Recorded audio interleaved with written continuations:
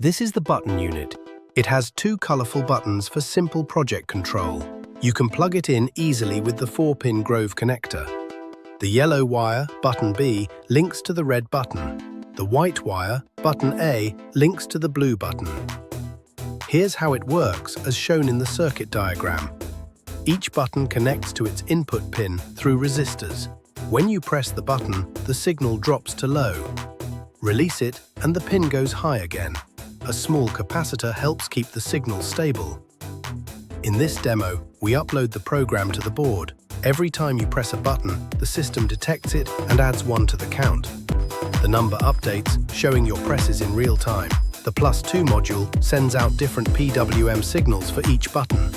The buzzer makes a unique sound for each, giving clear feedback as you interact.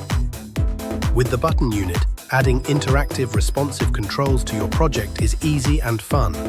So, what will you build with it?